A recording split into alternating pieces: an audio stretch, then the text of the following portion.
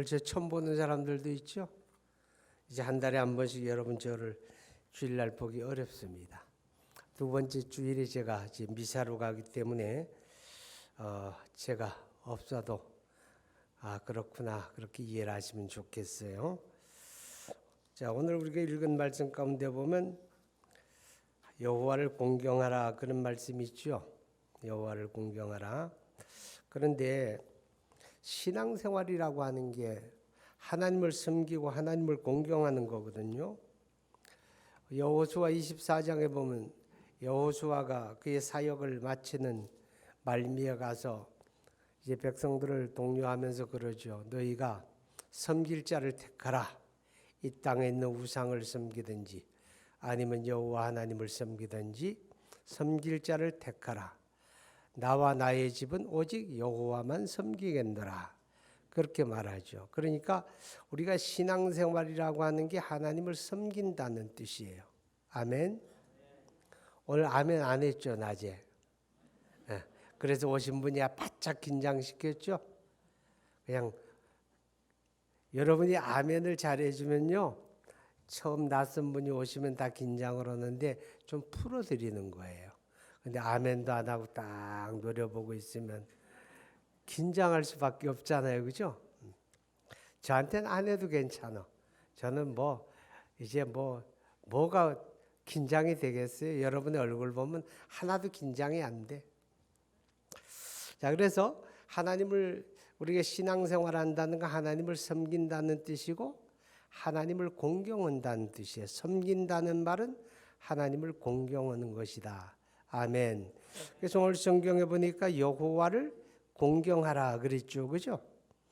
그러니까 여러분이 하나님을 공경하는 게 신앙생활인데 하나님을 공경하는 게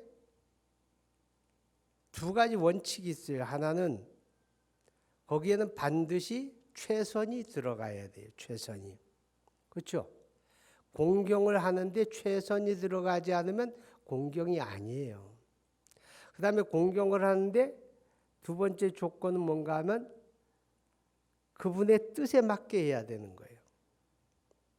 그분의 뜻과 그분의 생각하지 아니하고 내 뜻과 내 생각대로 하면 그건 공경이 아닌 거예요. 그렇죠? 그건 공경이 아니에요. 가령 우리가 이솝우화를 제가 가끔 얘기하는데 이솝우화에서 두루미와 여우가 서로 자기 집에 초대를 해가지고 음식 대접을 하잖아요. 그렇죠? 음식 대접을 하는데 여우는 두루미를 초대해 놓고서 납작한 접시에다 음식을 줬어요. 그러면 이거는 두루미를 약 올리는 거죠. 공경이 아니에요. 그죠? 그런데 또 두루미가 여우를 자기 집에 초대해서 음식을 목이 가늘은 호리병에다가 담아주잖아요. 그럼 서로는 무시하는 거예요. 약 올리는 거. 우리가 하나님을 섬기는 것도 그래요. 공경도 하나님의 뜻에 따라 하나님이 원하는 방식대로 섬겨야 되는 거예요. 아멘. 두 가지 원칙. 하나는 최선을 다해야 돼요. 그리고 하나는 그분의 뜻대로. 이게 바로 공경한다. 이제 그런 말이 의미가 되었습니다. 자, 요한복음 5장 22절 23절 한번 띄워보세요. 시작. 아버지께서 아무도 심판하지 아니하시고 심판을 다 아들에게 맡기셨으니 이는 모든 사람으로 아버지를 공경하는 것 같이 아들을 공경하게 하려 하심이라. 아들을 공경하지 아니하는 자는 그를 보내신 아버지도 공경하지 아니하는 것이라. 자, 우리 신앙의 대상이 삼위일체이신 하나님이잖아요. 그죠? 성부와 성자와 성령으로 계시는 하나님을 우리가 섬기는 건데 그분을 공경하는 거예요. 아버지를 공경하는 것처럼 그 아들을 공경해야 하고 아들이신 그리스도를 공경하는 것이 곧 아버지를 공경합니다. 그래서 신앙생활은 하나님을 공경하는 것이다. 그렇게 말씀을 합니다. 자, 그러면 구체적으로 어떻게 하는 게 공경하는 거냐라고 하는 것이 되겠지요. 어떻게 하는 게 하나님을 공경하는 것인가? 우리가 성경을 찾아서 그 내용을 이제 볼 텐데 말라기 1장 6절 한번 띄워보세요. 시작. 내 이름을 멸시하는 제사장들아 만군의 여호와가 너희에게 이르기를 아들은 그 아버지를 종은 그 주인을 공경하나니 내가 아버지일진데 나를 공경함이 어디 있느냐? 내가 주인일진데 나를 두려워함이 어디 있느냐? 하나 너희는 이르기를 우리가 어떻게 주의 이름을 멸시하였나이까 하는도다. 이게 무슨 말일까요? 하나님을 공경하는 것이 구약적으로는 제사하는 것이고 우리가 그리스도 이후에는 예배하는 것이에요. 아멘. 우리는 예배를 통해서 하나님을 공경하는 거죠. 그런데 구약의 제사장들, 말라기 시대의 제사장들이 하나님 앞에 제사를 안 하는 건 아닌데 그 제사 속에는 최선을 다하는 게 없었고 그들의 제사 속에는 뭐가 없어요? 하나님이 원하는 대로 하지 않았다는 거죠. 최선을 다하지도 않았고 하나님이 원하는 대로 하지도 않았고 자기들 방식대로 그냥 재물을 가져와도 대충 아무렇게나 갖다가 그냥 때우는 거예요. 때우는 거. 안 하면 마음이 찝찝하고 그래서 그냥 대충 아무거나 갖다가 때우는 거죠. 그렇기 때문에 그들의 예배가 하나님의 기쁨이 되지 않았고 하나님을 공경하는 것이 못 되었다. 그렇게 말씀하잖아요.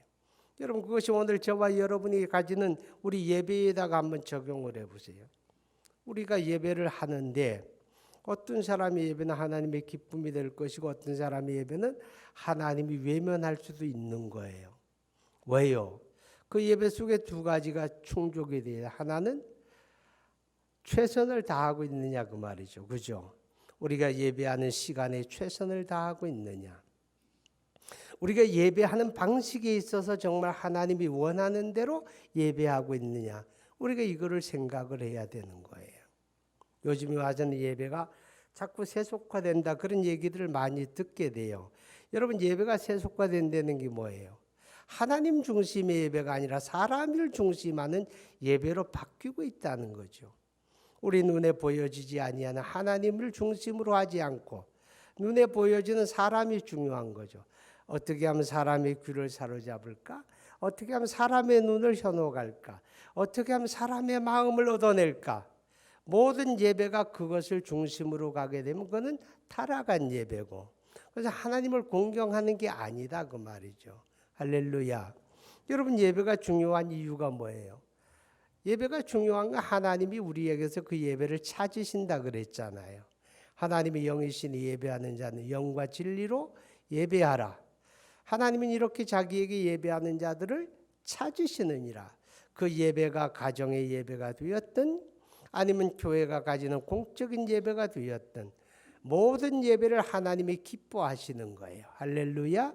하나님의 예배를 기뻐하시는데 우리가 그 예배를 그냥 대충 때워 넘기고 하나님이 원하는 방식이 아닌 우리가 원하는 방식으로 우리가 예배한다면 그것은 하나님을 공경하는 것이 아니 된다. 이렇게 지금 성경이 우리에게 깨닫게 하고 있습니다. 사랑하는 여러분, 마태복음 22장 37절 이하에 보면 예수님께서 이런 말씀을 하세요. 너희가 마음을 다하고 힘을 다하고 목숨을 다하여 하나님을 사랑하라 그랬어요. 그죠?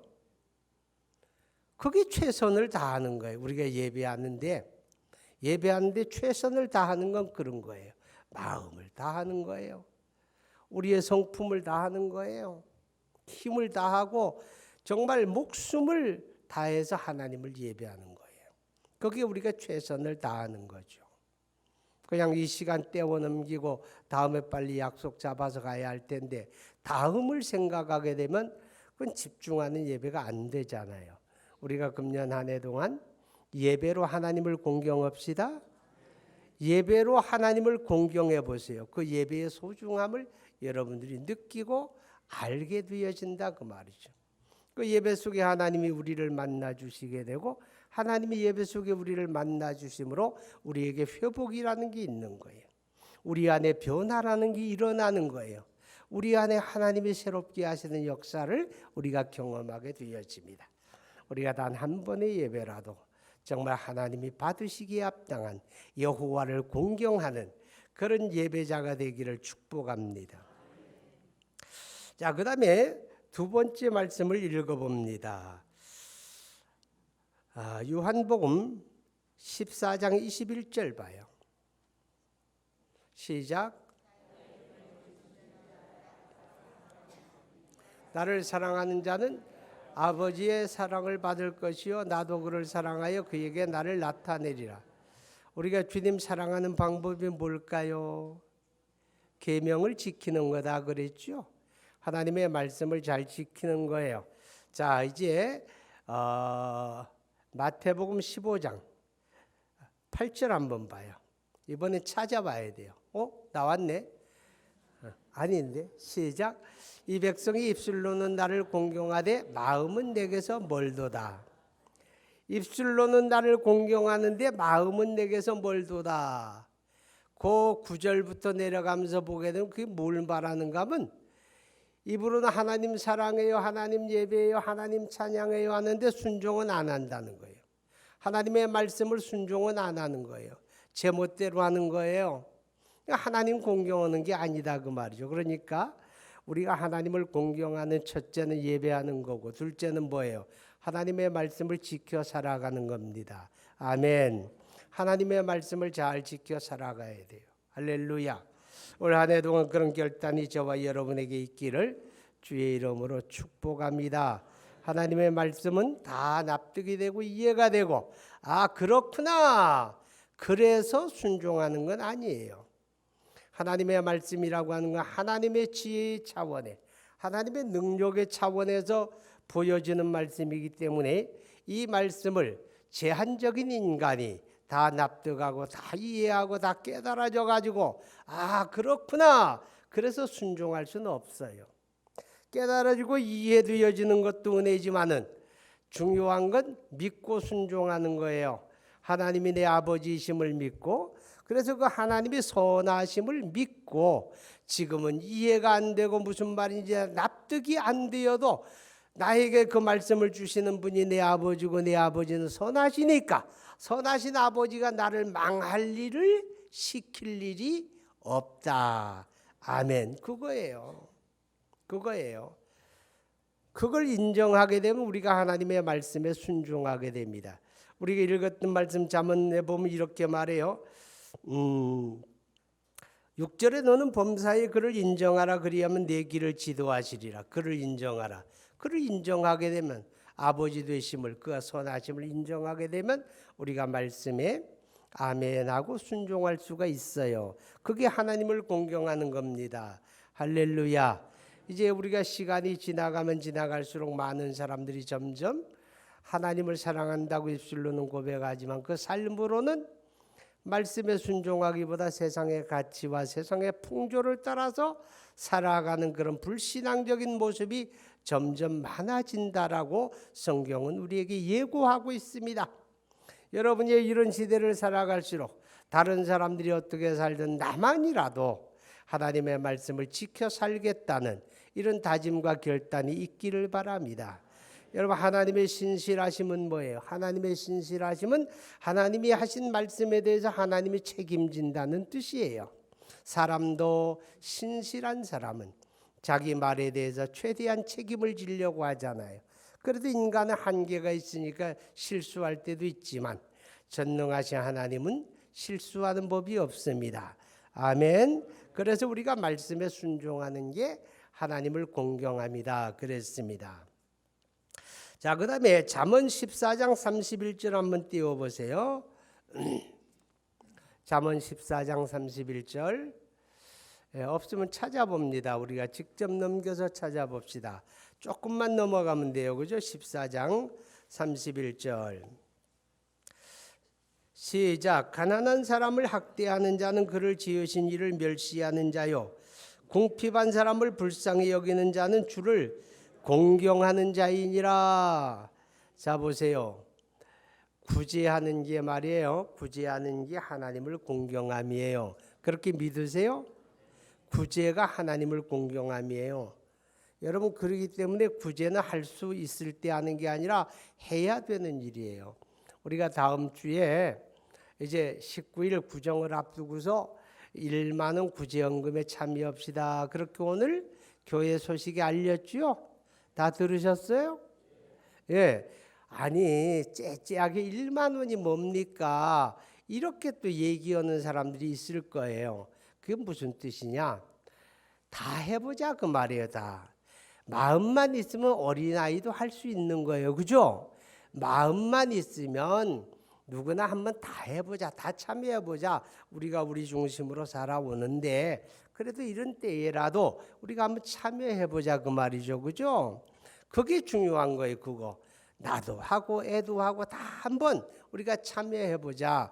그래서 우리가 1만 원 헌금이라는 그런 이제 목표를 정하게 되는 겁니다. 그런데 이 구제의 가치가 뭐냐? 내가 어떤 사람을 돕는 게 아니라 그를 도왔지만 그것이 하나님을 공경한 게 된다는 거예요. 아멘. 그래서 마태복음 25장에 보면 예수님이 이렇게 말씀하지요. 여기 있는 어린 소자에게 너희가 대접한 것이고 나를 대접한 것이다 그랬잖아요. 그죠? 여기 있는 어린 아이 하나를 네가 공경한 게 하나님을 공경한 거다. 그렇게 말씀하는 거예요. 주님, 내가 언제 주님을 그렇게 박대했습니까? 언제 주님이 감옥에 가시고 언제 주님이 알아누우시고 언제 주님이 헐벗고 언제 주님이 굶주렸습니까? 그런 일이 있다면야 제가 왜 주님을 안 도와드렸겠습니까? 이렇게 항변하는 사람들이 있었죠. 그때 주님 하시는 말씀이 여기 있는 어린 소자에게 행하는 것이 곧 내게 행하는 것이니라. 구제가 하나님을 공경하는 거고 우리 주님을 공경하는 거예요. 아멘. 누가복음 6장 38절에 보면 그런 말씀이 있어요. 주라 그러면 곧 너희에게 줄 것이니 후히 되어 누르고 흔들어 넘치도록 하여 내게 안겨주리라. 이렇게 말씀을 했어요. 이게 하나님의 약속이에요. 내가 주고 나누면 주님이 갚으신다는 거잖아요. 그죠? 주님의 갚으심에는 째째하지 않다는 거예요. 후하게 되어 흔들어 다시 넘치게 하여 너에게 안겨주겠다. 그렇게 말씀을 하고 있습니다. 들을 귀 있는 자들은 들으시기를 바랍니다. 그래서 구제하는 게 바로 주님을 공경하는 것이다. 자, 그리고 오늘 본문에 보니까 내 재물과 소산물의 처음 익은 열매로 누구를 공경하라? 여호와를 공경하라. 그렇게 말씀을 해요. 출애굽기 그리고 레위기에 보게 되면 이 소산물의 첫 열매는 하나님의 것으로 구별하도록 그렇게 돼 있습니다. 여러분, 물질로 드리는 게 하나님을 공경합니다. 그런 뜻이잖아요. 우리가 하나님 앞에 예배할 때 헌금을 드리는 거예요. 그죠?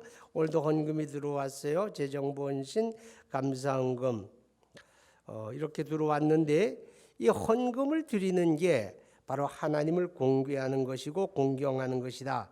그렇게 말씀을 하고 있습니다. 그런데 첫 열매라고 하는 의미가 뭔가 하면 먼저라는 뜻이에요. 먼저.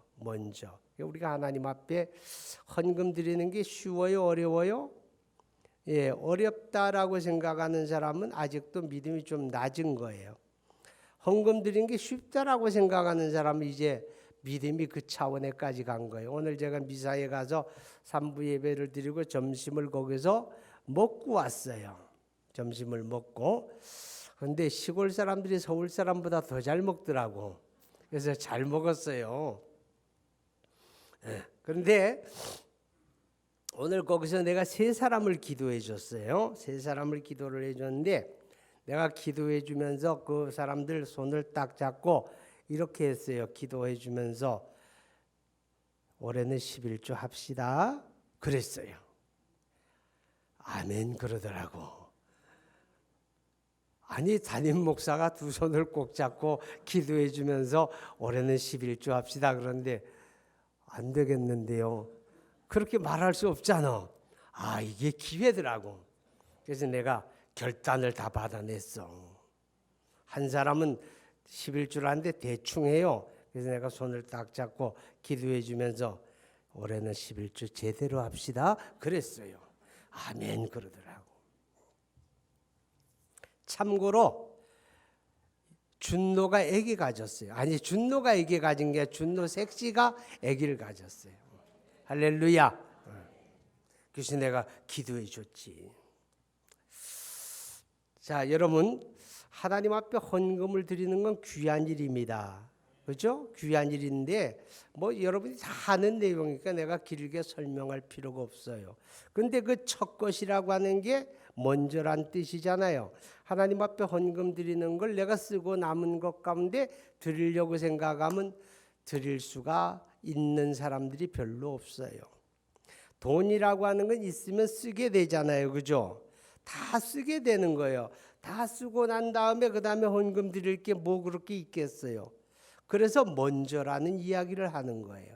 먼저 하나님 앞에 헌금을 구별해라.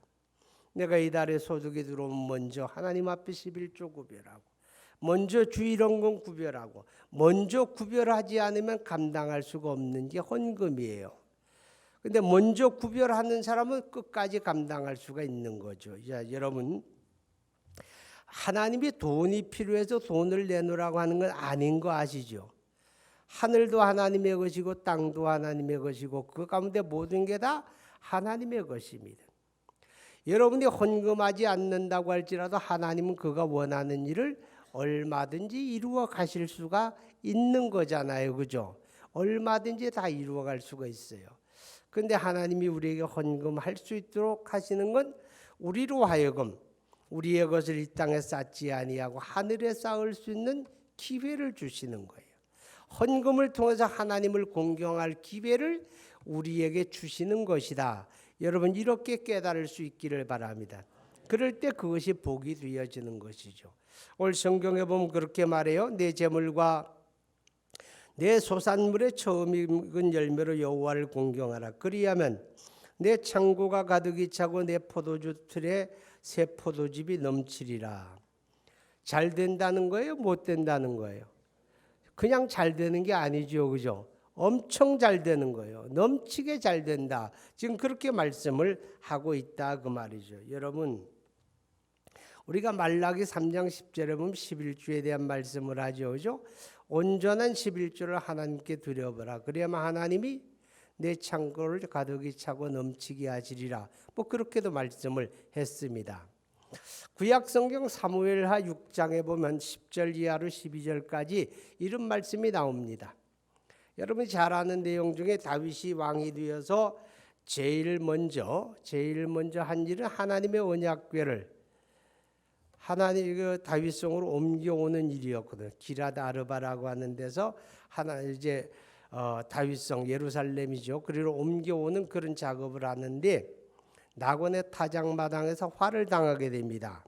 화를 당해서 다윗이 하나님이 두렵기도 하고 하나님이 야속하기도 하고 그래서 모르겠다. 그리고 하나님의 언약궤를 방치하고 작은 예루살렘으로 가버렸어요. 자, 방치된 하나님의 언약궤가 누구네 집으로 간지 아세요? 오신의 집으로 갔다고 그래요. 오벳 에돔의 집으로 갔어요. 자, 하나님의 언약궤가 오벳 에돔의 집에 갔을 때 하나님께서 석 달 만에 그 집에 복을 주시는데 소문이 나도록 복을 주셨어요. 어느 정도로 소문이 났는가 하면 저 다윗 예루살렘 구중궁궐 속에 있는 다윗이 그 소식을 듣고 용기를 얻어서 다시 가서 하나님의 언약궤를 메어서 예루살렘을 올 만큼. 근데 여기 석 달 만에라고 하는 단서가 붙어요. 이게 무슨 의미를 가지는가 하면 하나님의 언약궤라고 하는 나무 상자 하나를 그냥 오벳에돔의 집에 어떤 뒷방에다 갖다 놓았다 그런 뜻이 아니에요. 하나님의 언약궤가 안치가 되려면 성막이 설치가 돼야 돼요. 성막, 성전이 지어지기 전이잖아요. 그죠?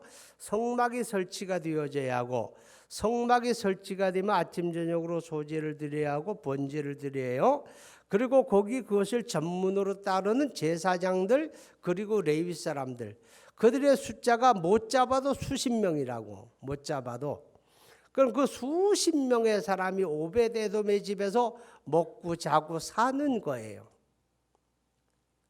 한번 생각해 봐요. 웬만한 재산가라면 아마 석 달 안에 다 거들라고 말았을 거다 그 말이죠. 석 달 안에. 그래서 그 석 달이라는 단서가 그거예요. 그러면 석 달이 지나고 하나님이 책임져 주지 않았다면 오베데돔에 대해서 사람들은 뭐라고 말할까?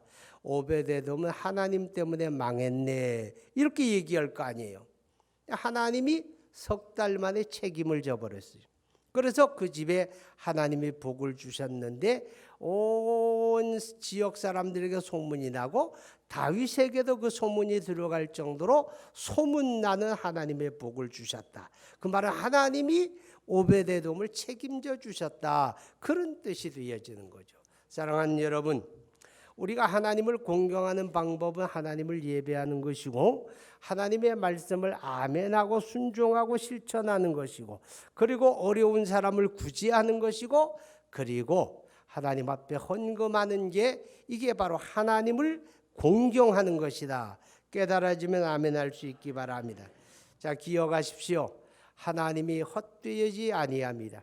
하나님을 공경하는 그 결과가 항상 선하다고 하는 것을 오늘 성경이 이야기하고 있습니다. 금년 한 해 동안 여러분의 가정과 삶이 우리 하나님으로 말미암아 차고 넘치는 풍족하게 되어지는 그런 은혜, 그런 복이 있기를 축복합니다. 거룩하신 하나님, 감사합니다. 주의 은혜 가운데 오늘 재정부가 하나님 앞에 헌신 예배를 드립니다. 하나님 복 주시고 은혜 주셔서 실수함 없이 잘 감당하게 도와주시고, 하나님 또 이 시간 우리가 하나님의 말씀을 들었습니다. 하나님을 공경하는 것이 신앙생활인데 내 마음대로 내 방법대로가 아니라 하나님이 원하는 방식대로 하나님을 공경할 것이며, 하나님을 공경하는 것이기에 우리가 최선을 다하여 그것을 감당해내므로 하나님이 기뻐하시는 그런 공경되기를 바랍니다. 하나님, 이제 금년 한 해 동안 우리가 여호와를 공경하는 일에 하나님이 기뻐하시고 저들의 삶이 복되어지기를 바라며, 이제도 하나님 앞에 감사의 예물 드리는 귀한 손길들을 기억하시고 그 예물을 연락하시며 감당할 수 있는 은혜와 능력 주시고, 그 손길이 닿는 곳마다 주의 복이 함께하기를 간절히 원합니다. 예수님 이름으로 기도합니다. 아멘.